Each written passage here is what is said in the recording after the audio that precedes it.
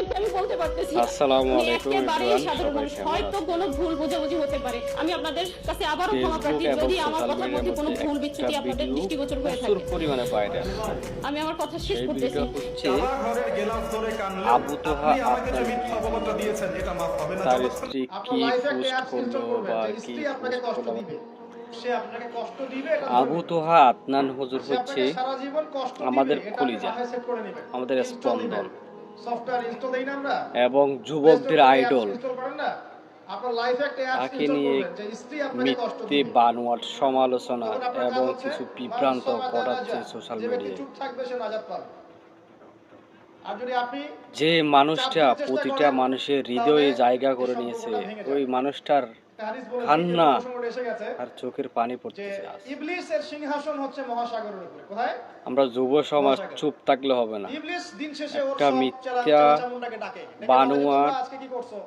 একটা একজন বলে যে আমি আজকে একজনকে বানোয়াট মদ খাওয়াই দিছি, একজনকে আমি যদি আজকে একটা জেনা মানুষের করাই উপর দিছি, চাপিয়ে দেওয়া হয়, একজনকে আমি খুন করাই দিছি।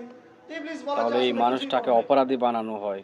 বর্তমান একজন এসে সমাজে বলে যে মৌলে আমি আলেমদেরকে আজকে অমুক পরিবারের মধ্যে বেশি স্বামী স্ত্রীর বিভ্রান্ত মাঝখানে করা বিচ্ছেদ হচ্ছে ঘটাই যে দিছি। সোশ্যাল মিডিয়ায় এই সেই আবি তখন যাবি ইবলিস এসব তাকে দিয়ে। কাছে ডেকে নিয়ে আসে, নিয়ে এসে আমি মেডেল করায় সবার দেয়, গোল্ড দৃষ্টি মেডেল আকর্ষণ করছি যে দিয়ে বলে যে হ্যাঁ তুমি একটা কাজের কাজ করছো, এ সমস্ত ভিডিও এগুলি ধার সোশ্যাল করবেন। মিডিয়ায় সিরিং বিরিং পরিবার না সুন্দর হবে করে ইনশাআল্লাহ, আমরা দোয়া করি আল্লাহ পাক আপনারা চুপ থাকুন। আমাদের পরিবারগুলোকে জান্নাতি পরিবার বানিয়ে দিবেন।